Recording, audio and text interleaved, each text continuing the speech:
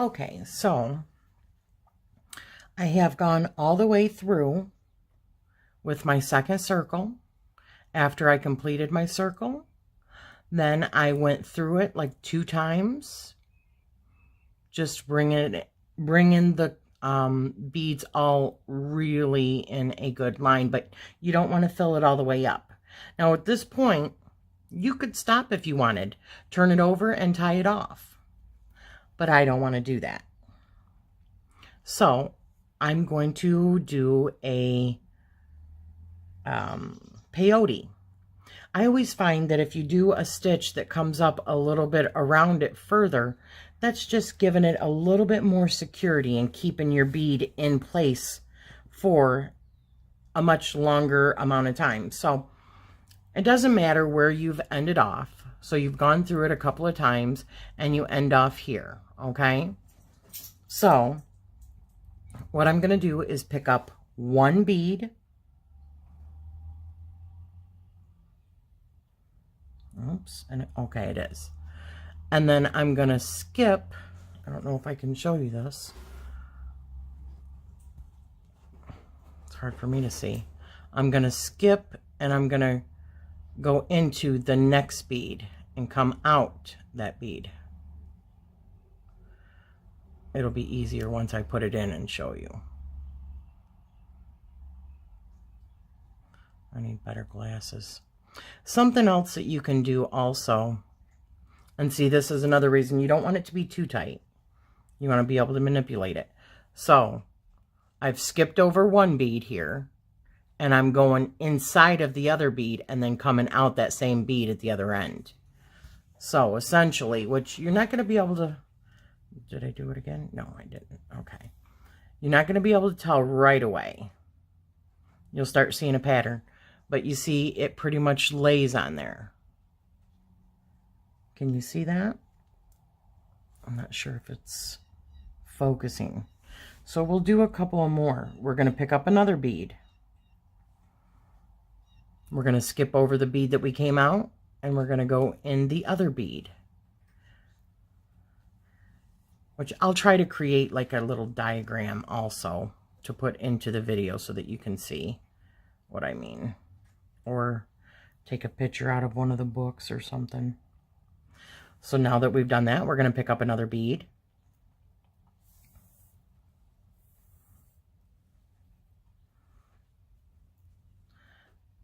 And we're going to skip over that one that we came out of. Let me get a better grip on this. And we're going to go in and out that next bead.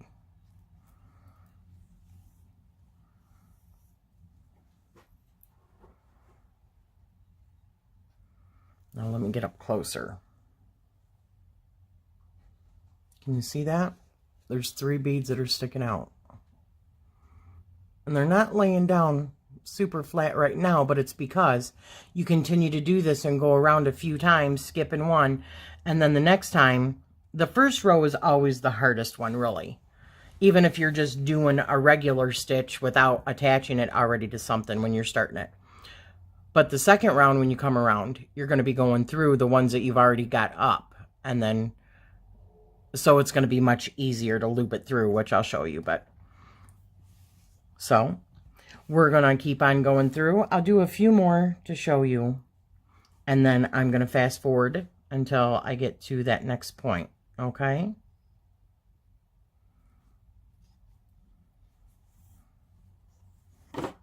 Oops.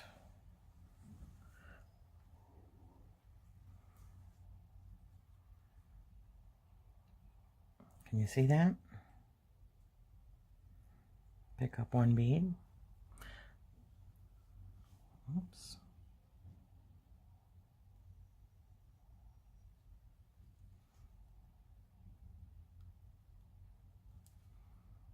Is that going through there? Yep. So this is where it gets tedious, but let me tell you, in the end, the results, you will be glad that you did, because they are just stunning. And as I said, it's just another level. My goodness, my arrow garden is loud. Can you hear that? So as you continue to do it, it's beautiful. And I'm thinking that this series is going to be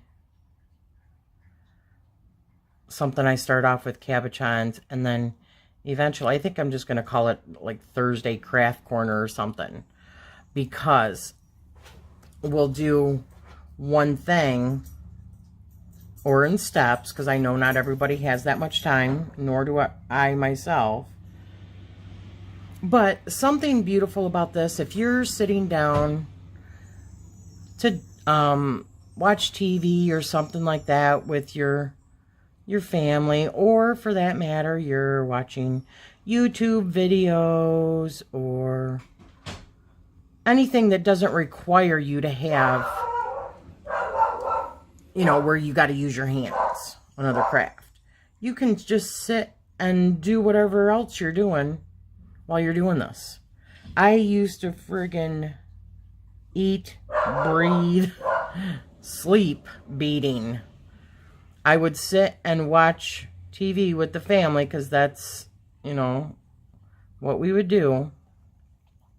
And while we watched TV or a special show that would come on, the whole time I would have like a dinner tray in front of me with my beads. And that's a beautiful thing also about this.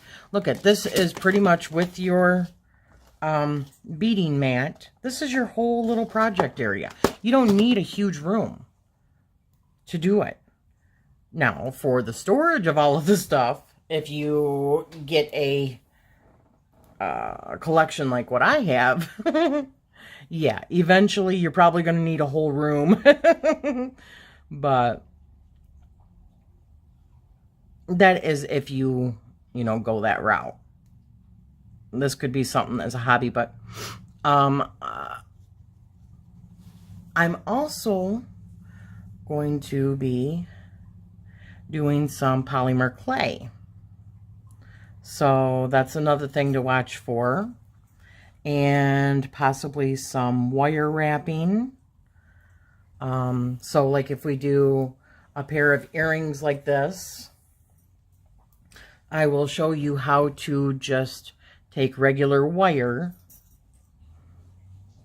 you know, regular like copper wire or whatever wire that you prefer, and we'll actually wrap our earrings findings instead of purchasing them, if that's what you want to do. You can also buy them, but either way. So stay tuned. Now, something I wanted to show you really quick. If you look, I have gone through at the end 2 beads. Put 1 bead on top of 2 beads, and I'm going to do that this other side too. And that is because as you move your way up in lines around this, obviously your area that you're beading gets smaller. So in order to keep it tight, you need to reduce in different ways, okay? So the way to reduce is by going through a couple of beads so that your area that you're going to be sewing through becomes less and less with each revolution. Now, with saying that, if you are moving on to an even smaller bead than these size 11 seed beads, then you probably wouldn't have to do that. But I'm not using anything smaller than these delicate seed beads that I have. So I'm going to, and you'll see it in the, as it goes on, how it lays better. Okay? Hey guys, so now that I decided to only do 2 around. Okay, so what I do next, and I did 2 strip, or 2, I think that's only 2. Yeah. So I only did 2 rounds of the peyote. Actually 1, and then going through it 1 more time. Is that right? Okay, so actually I think it's 3 total with this bead, the smaller bead. But anyways, what I wanted to show you, after running it through again, just to tighten it up, it's pretty snug through there. What I'm going to do is run my cord to the back again, run it, and then tie it off. Okay? Hi guys, it's Rachele again, and now that we have completed, as you can see, sorry, that's Sully. I have completed an inside and then 2 larger beads on the outside and a thin one in between, because I just wanted it to be a little bit more substantial. So now I've taken my E6000, and all you do when you finish is you just tie it off on the back again. So now that I've taken the E6000, I've put it on the felt and the leather. I think this is, not sure if this is real leather or faux leather. But as I said, you can use whatever that you want. Just make sure that it's something that you would want to be able to see, because this is going to be the exposed part. You're going to see this on the back. So you want a finished look, and you want something that's not going to fray. So now what I'm going to do is go along and cut the same size as what the felt was. Okay. Sorry, I'm still holding on to a little bit of this coal. I can't seem to shake it. I will shake it, damn it. Mind over matter, right? Okay. So this is what your next part is going to look like. Stay tuned for the next part. You know what? I take that back. Instead of tying it off, I did run it back through, and in a little bit different area, I'm going to bring it back up again, but this time on the outside as close to the first row of beads that I laid, because I'm going to do another row right here of these beads. And then in between that, I'm going to do a row of these beads. I just want to make my focal point a little bit bigger, but I don't want to take away from my goldstone or sunstone. Okay? So I'll show you as I, and all you're doing, you're just coming back up through here, and then you start the 4 beads coming back up and going through the 3rd and 4th in order to make your round again. Okay? I'll show you as I'm going. 1 second. This is what I'm talking about. Doing another row, putting 4 beads down, coming back up halfway through and going back through the 3rd and 4th bead.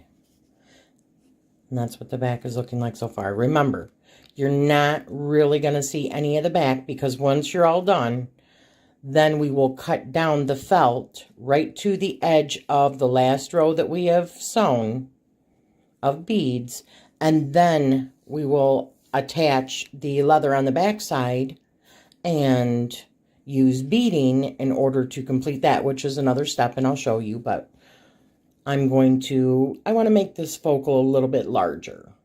You know, got to have a little bit of wow factor. I don't do anything, pardon my French, half-assed. So, got to have a little bit of bling, so to speak. All right, so I'll see you when I've finished this round. Hey guys, so I wanted to show you that I just finished another round on the outside. And then I went around to the back, and then I came out again, which you'll see here, in the center of the two big outer rounds. And then I'm going to fill in the inside part of this right here with these seed beads.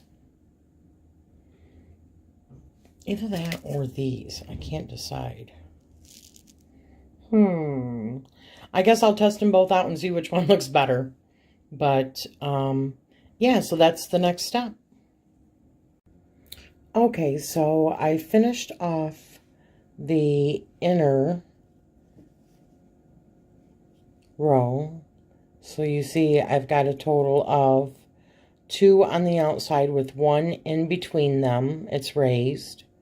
And then we've got the inner one that's done in a peyote stitch as well.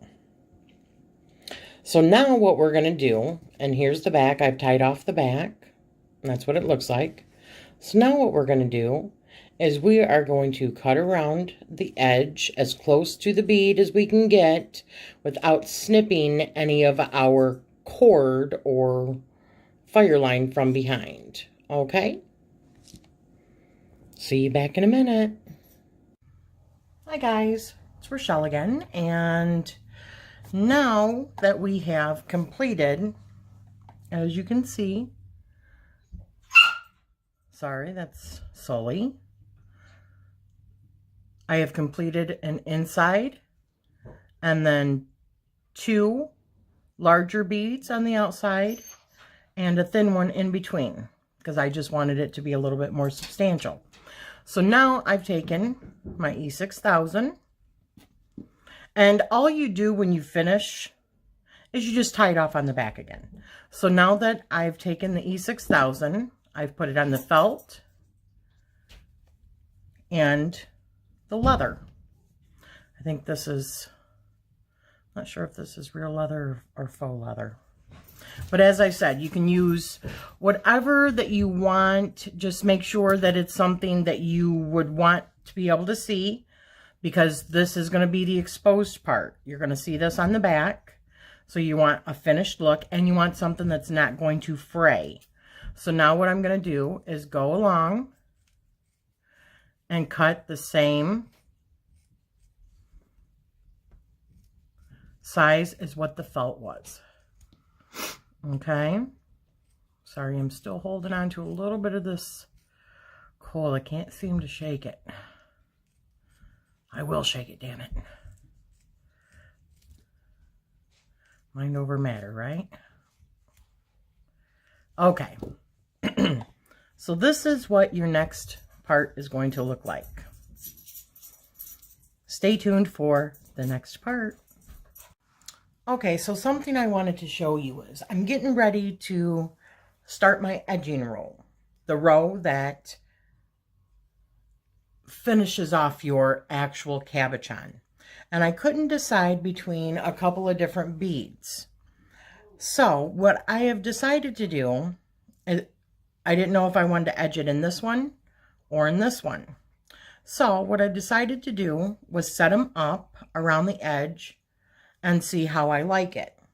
I definitely like the more muted color, the more matte finish, but I liked the little bit of sparkle that comes with each one of these. And I looked at some other ones, but I just wasn't happy with any of the other beads that I looked at. So what I decided to do, and I love the symbology of the number 3. So I'm going to do 3 and then a regular, or one of the brighter beads, a 3, and then one of these shiny beads, a 3 of these, and 1. And I'm going to do that all the way around. But something to consider before you do that is whether or not it's going to fit properly also, which is something I didn't think about. But I'm going to try it anyways, and because I don't feel like setting them all the way up, all the way around to see. So I'll be back in a second with what I have to do next is string this again, because you want to start off with a fresh cord for when you're starting your edging. Okay, and like I said before, my leather is on there now and cut to size. You see, these are just, I just set them up so that, just to kind of check and see what it would look like before I finally did it. But honestly, for somebody that's just starting, you probably have very little beads that you're working with for the first time around. I would just keep it simple and just stick with one color. Now, by all means, if you have more, go with more. But also keep in mind, you want your beads to be roughly the same size if you're going with 2 different beads. Okay? So I'll see you in a minute after I have this strung. Threaded, I meant. Okay, so what we're going to do, how we start off is we pick up the first bead, like so, and we have just a regular string again, cord, with a little bit of tail on there. Give yourself enough tail, okay? And then I've done about 1 full arm. When I mean an arm length, I mean like spread eagle, all the way from finger to finger. So an arm span, I should say. So what I'm going to do, let me get up closer. I'm going to go through. Now, this is another thing before I do this. Another reason why you want to go through these a few times is because when you're doing your edging, especially your outside one, not only do you want to fill up the hollow so that it stays sturdier, but also because you're going to want to go on the inside, like so, and go all the way through. And your thread should be on the outside and your needle on the inside of the thread, because that's what your thread is also going to catch on to. So I'm going to run it all the way through, and I'm going to leave myself a good, for you, I would say a good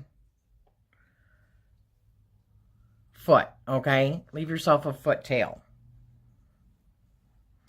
Then, now that I've gone all the way through, I'm going to make sure that I hold this end so that the bead doesn't go back out of it. And then I'm going to, see how I'm in the back now? I'm going to come back up the same way that I went through originally with the thread again. Oh, and it's catching on stuff. Darn it. Come on. And then I'm going to pull it tight. You're going to keep on holding on, or maybe put the thread out in front of you. But see, this is what it looks like. So now, because I'm doing 1 shiny and 3 of the other, I'm going to come in, now that I'm back through there, and I'm going to go through the next, like, in between the beads. See? I'm going to go back in, making sure that I'm far enough into it that the cord that's inside of this, the hollow beads, is on the outside.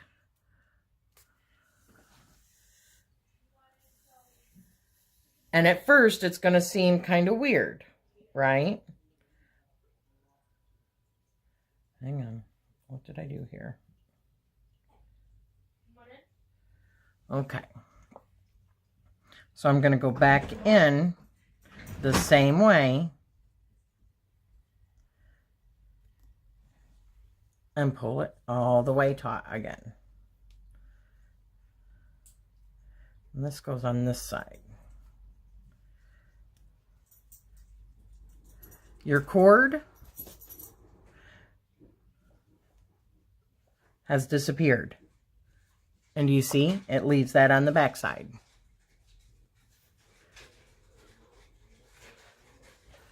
So now, I'm going to pick up another one.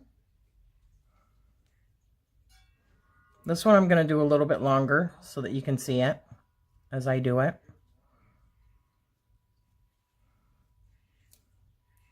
please keep in mind too, if you have anything that you're not understanding, or I'm not displaying it good enough, or you just have a general question, please make sure that you leave me a comment, okay? So that I know. And do you see how that's doing that now? How it's just kind of, and it's, as it, let me move this out of the way. Like I said, as I go around, you'll see it filling it up a little bit better, and you'll see that you're not going to be able to see the, Sully, go lay down. You're not going to be able to see the felt, and it's all going to be really tight. After every single one of them, though, you're going to want to keep it taut. And remember, you're coming back up the way that you came in it.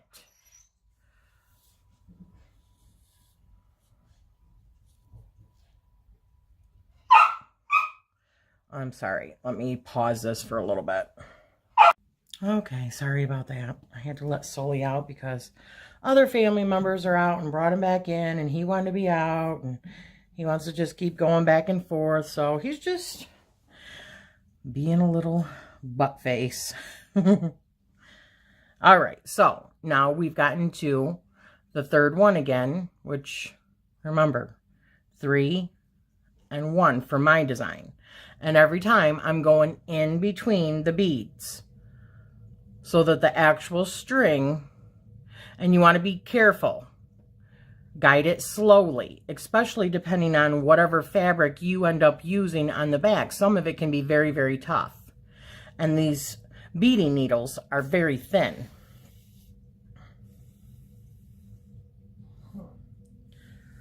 Hold on a second. Let me pause this.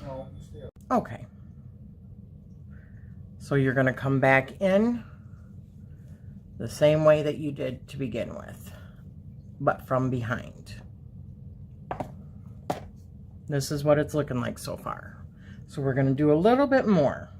Pick up a bead, run it through,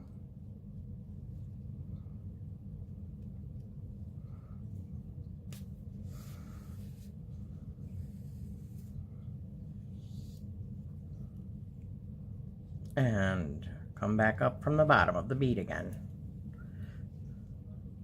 And if you have to, you may need to guide the string a little bit, and if you have a gap, that's okay. It'll get worked out. We're going to pick up a bead again.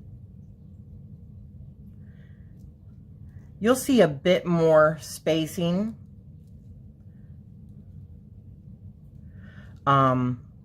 as you come around curves, because you just have a little bit more space in between each one of them, but that's okay, because this is not the final thing either.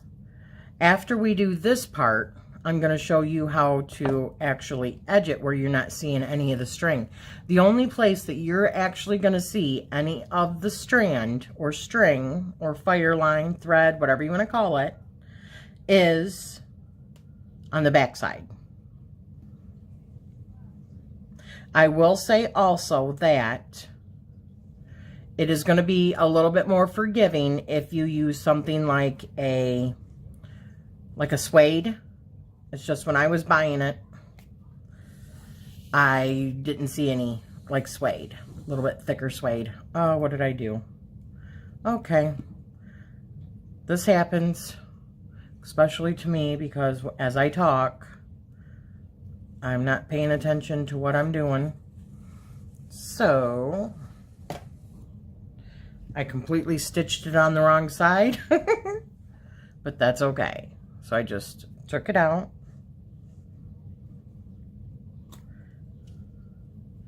Let's see if I can thread this, or let's see if I have to pause it, because these are seeming to take me forever.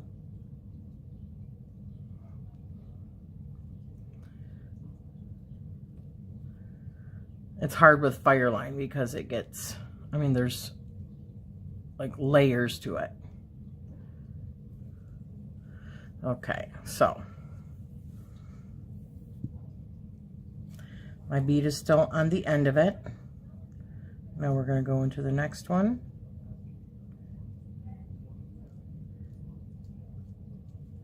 Remember, be gentle because you can easily break your needles.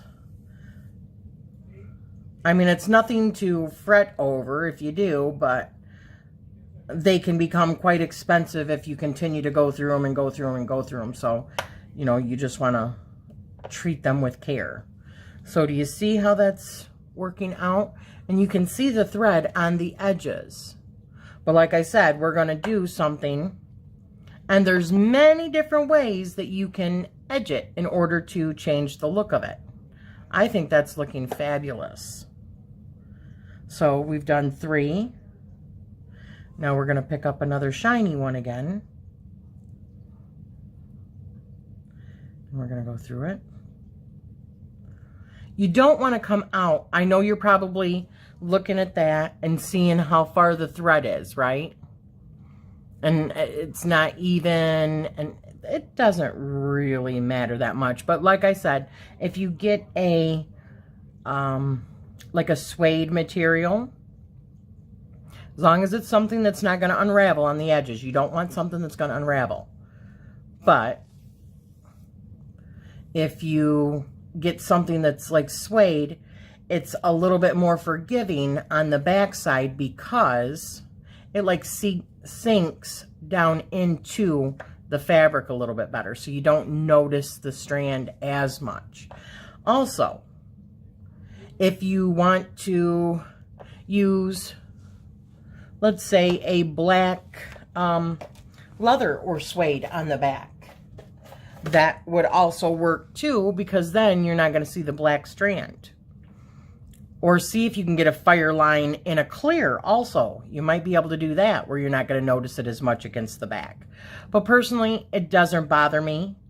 If anything, it just really shows, listen, this was something that was handmade. I take pride in the fact that it was handmade. And I think sometimes the character is really in the little imperfections in something. That's what makes it really, it's not machine made, let's put it that way. And you might find, like you see with me, it's becoming a little bit of a struggle gripping the cord with my fingers. So if that happens, I highly suggest getting yourself a, do I have them? Let me look for them.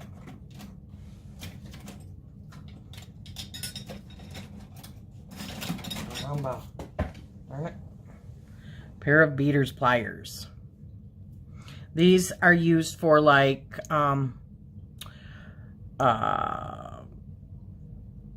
if you're like doing wire wrapping or anything that you really need to grip onto.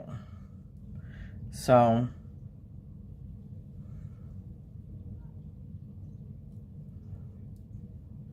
do you see that when I'm going in like right at the edge, so that the cord that's running through the outside, or I should say the inside of these beads, that's going to be what catches on to my cord that you're not seeing. It's kind of being buried in there. Do you see that? And that's why you want to go in between the beads so that the line is actually hidden inside of the beads again. There we go. See what I mean?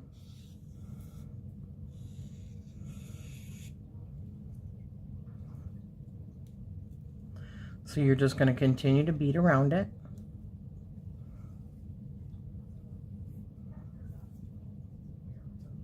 And that's what it's looking like so far.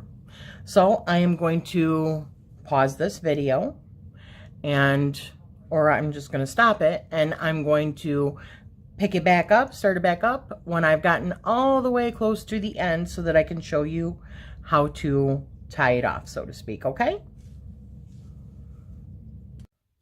Okay, so I've gotten down to the very last one that I'm putting in, and you know how all of these were 3 in between? Well, this one's going to be 4 in between, but quite honestly, I'm not worried about it.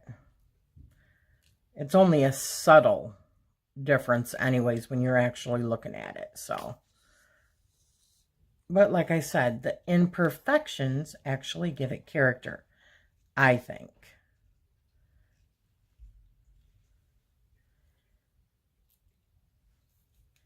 Okay. So as you can see, we're going to put this in the back a little bit. Okay, sorry. You know what? I might actually just leave that out. Let me see. Let me see what it looks like.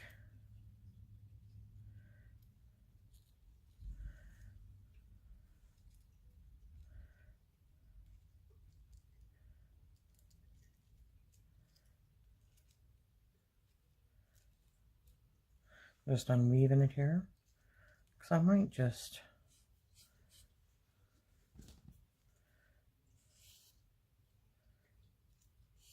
leave it completely out, because it's kind of bunching up and not laying flat. So let's see what we can do here.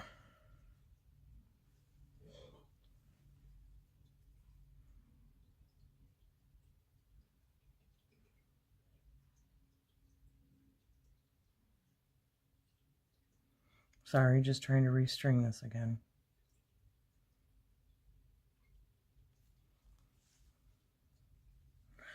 Okay. You know what? Can we spread it out enough?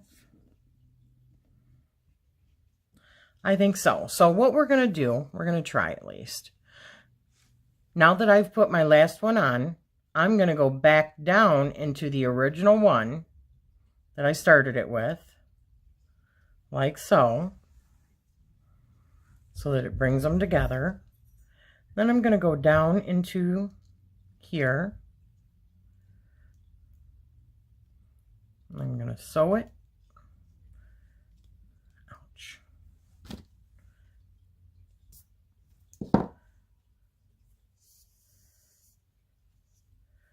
Back down in the bead. And then I'm going to come back up the bottom of the original bead that we started with.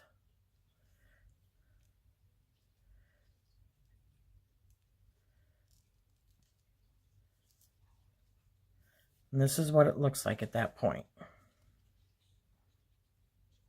And this is where I've come out on both. This is what the back side looks like. So, not too shabby. So the way that we actually tie it off, we are going to do a knot right on the end of it.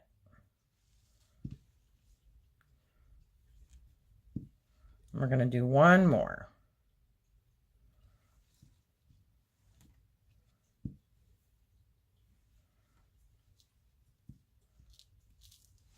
We've just tied off both cords. And it's okay that there's a little, you can see a little knot in there. That's all right, because we're going to edge this whole thing as well, which will be the next step. But, well, I don't know if I've got enough. Yeah, I think I might have enough. All right, so what are we going to edge it with? Let me put this stuff away.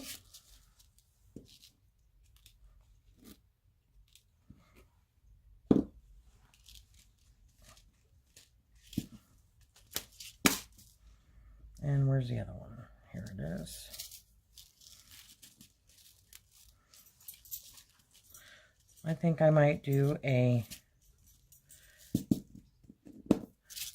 3-bead edge. So,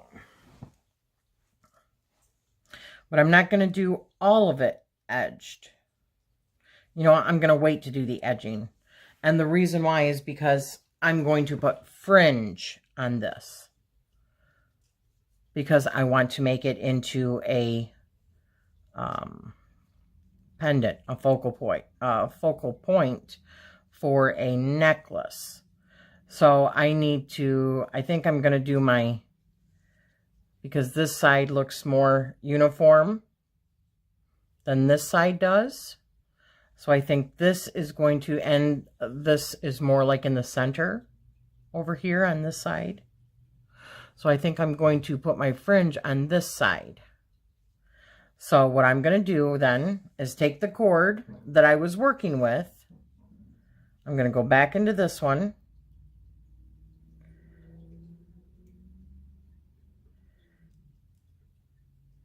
And I'm going to come back up. Well, it's hard to show you. I'm going to come back up. There we go. And then I'm going to try to come in between these beads.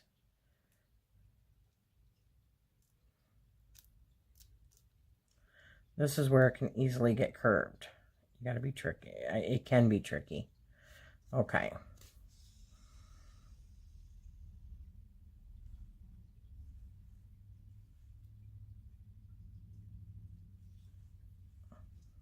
Okay. So you don't see any cord out there.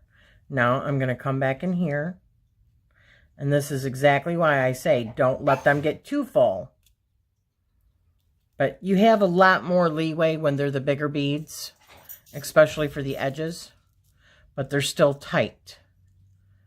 So I'm going to run my string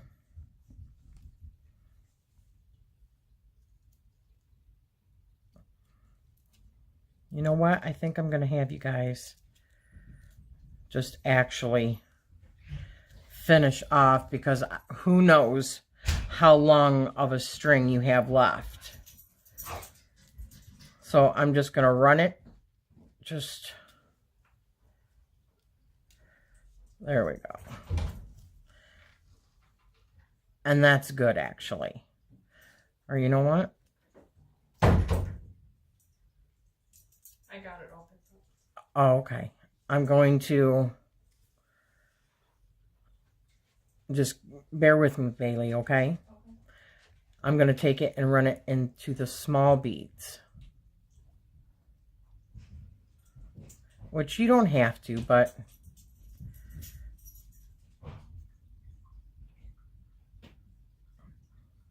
it just keeps it a little bit more secure. Because there's nowhere to tie off your, although you've already tied it off, back down here, or back over here, but I always just run my cord back through here in the tubes, inside the tubes, afterwards, just a little bit, just to give it a little bit more security.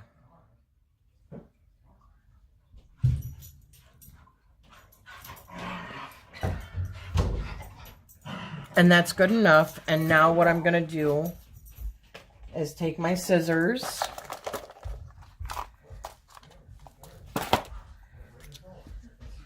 I'm going to get as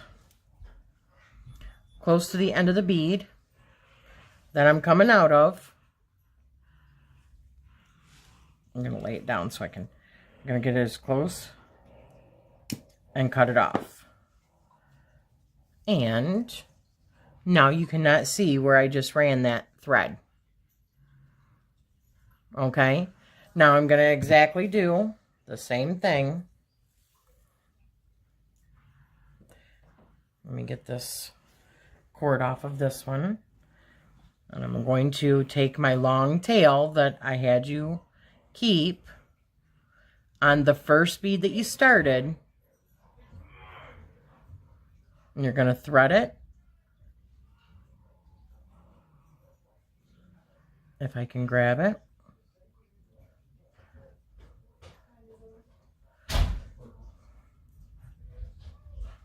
Sorry, I know this is tedious, guys. Okay. And I'm going to do the exact same thing. And I'm going to bring it up through here. Bring it up through, back through here. From the end of the bead. I'm going to go into the next bead. And this is where you got to be gentle, because you can end up easily breaking off your needle or bending it to a breakage of your needle. So now I've come up underneath this row. I'm going to find in between.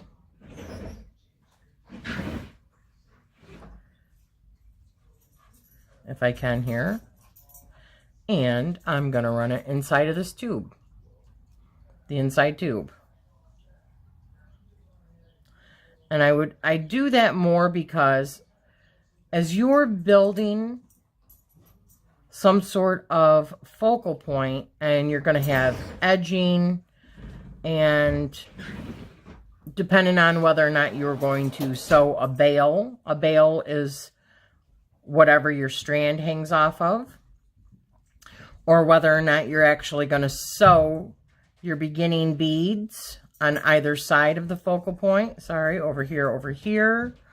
Depending on how you do it, you still need to sew in these. So you want to keep them still hollow enough so that you are giving yourself enough room to maneuver inside of these. So whenever I'm finishing off something, the areas that I like to run the thread back through are the little areas, like these little tubes, that are not really getting much stress or use after you put them out. They're just more for decorative purposes. So that's the perfect place to finish off something. And it doesn't have to be tons. Like I said, it's not a high stress part of it. It's not going to be, you know, your fringe is not going to hang off of it, and your actual necklace part is not going to be sewn into that part. You're not creating a bail off of that area. So I'm just going to do the same thing. That's good enough. I've run it this far. I'm going to take my scissors, get as close to the end of it, snip it off, and there we go. We have a sewn cabochon. So stay tuned for the next episode, or tutorial, I should say, because then we are going to show you how to put another string in here, how to tie one in so that you can start off again, and then we'll start doing fringe, adding fringe to it, and then after that we will finish off the edges, make a bail, because what we will do, another portion of this particular tutorial, we will do some bead stringing, and once we create the bail, the bead string will go right through the bail in order to make our necklace. Okay? I hope you guys are having fun with this tutorial. Like I said, if you have any questions or comments, please leave them down below. And you know, eventually, if this is something that you need more on a live basis, so that I can answer your questions real time, I am very happy to do that. But let's see if we actually get more people interested before I go that route, okay? Or find out whether or not it's something that you actually need. But if you have just a quick question, something that you don't understand, or you need more guidance on a particular thing that you're not sure on, just leave me a comment and I will get back to you on it, okay? So I hope you guys like this. Give me a like if so. Please hit that subscribe button if you haven't already, and be sure to hit the little notification so that you are notified when the next video in the tutorial series comes out. Not to mention, there's going to be other tutorials, whether it be wire wrapping, whether it be actual just bead weaving, like making an entire bracelet which I don't have anything here to show you, but making an entire long bracelet that would just drape over your hand. I will do something on bead stringing.